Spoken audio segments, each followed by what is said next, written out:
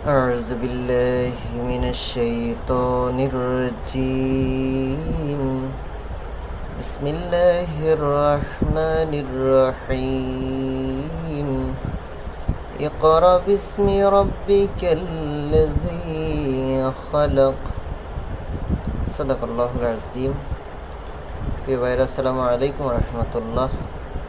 পবিত্র কোরআনে হাকিমের সূরা আলাকের প্রথম আয়াতে কারিমা আল্লাহ রাব্বুল আলামিন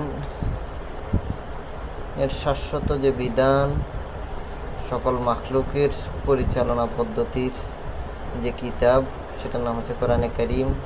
আর সেটার প্রথম অবতীর্ণ যে আয়াত, যে শব্দ, সেগুলো হচ্ছে ইকরা, অর্থাৎ জ্ঞান অর্জন করো, পড়ো, জানো। আমরা জাতিগতভাবে খুবই আসলে কি বলা যায়, লজ্জিত, ধিকৃত, দুর্ভাগা বলা যায়।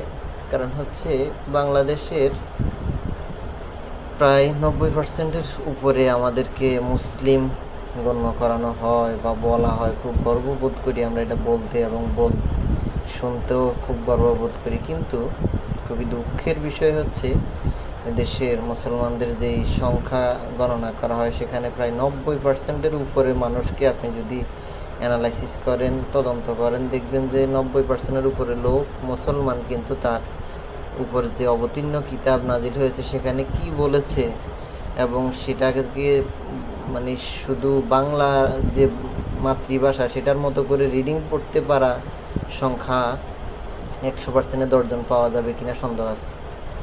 এই হচ্ছে আমাদের জাতিগত অবস্থা।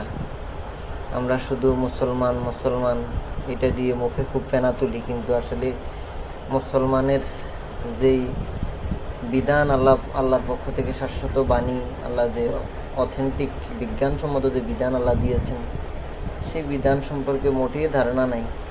অথচ ধর্মীয় ব্যক্তিত্ব যারা, তাদেরকে নিয়ে খুব কটু কথা, খুব মন্তব্য মুখে যা আসে খুব বলতে থাকে। কিন্তু অথচ তাকে জিজ্ঞাসা করা হলে ঠিকমতো আলহামদু সূরা বা সূরা ফাতিহা পরিশুদ্ধভাবে বলতে পারবে না, অথবা